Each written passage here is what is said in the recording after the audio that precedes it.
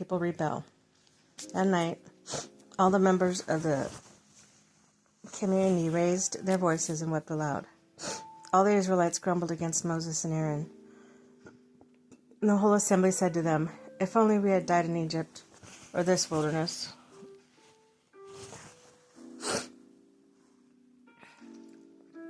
Why is the Lord bringing us to this land only to let us fall by the sword? Our wives and children will be taken as plunder. Would it be better for us to go back to Egypt? And they said to each other, "We should choose a leader. Go back to Egypt." And Moses and Aaron fell face down in front of the whole Israelite assembly gathered to them, Joshua, son of Nun, Caleb, son of Nephan, who were among those who had explored the land for their clothes, and said to them, the Israelite assembly, "And explored is exceedingly good. If the Lord is pleased with us, he will lead us into the land flowing with milk and honey, and we will give to us. Only do not rebel against the Lord, and do not be afraid of the people of the land, because we will devour them. Their protection is gone. The Lord is with us. Do not be afraid of them." But the whole assembly talked about stoning them. Then the glory of the Lord appeared to the tent of meeting to the Israelites.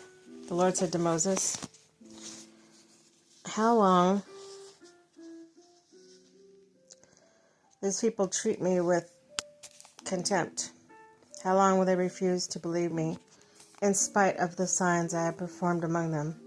I will strike them down with a plague and destroy them, and I will make you a nation greater and stronger than they."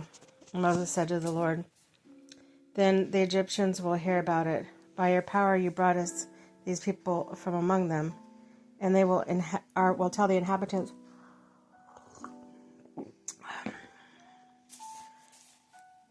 of the land about it. They have already heard you, Lord. These people are, Lord, are you, Lord, with these people, and that you, Lord, have been, set face to face, that your cloud stays over them, and that you before them in a pillar of cloud by day and a pillar by night. If you put all these people to death, leave none alive, the nations who have heard this report about you will say, 'The Lord was not able to bring these people into the land he promised them on oath, so he slaughtered them in the wilderness.' Now, may the Lord's strength be displayed, just as you have declared. The Lord is slow to anger, abounding in love and forgiving sin and rebellion, yet he does not leave the guilty unpunished.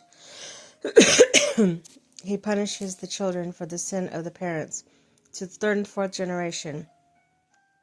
In accordance with your great love, forgive the sin of these people, just as you have pardoned them from the time they left Egypt until now." The Lord replied, "I have forgiven them, as you asked.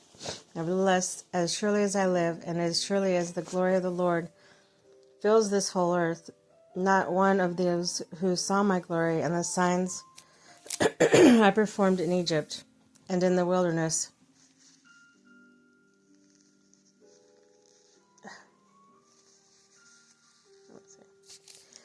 performed in the wilderness, but who disobeyed me and tested me 10 times, not one of them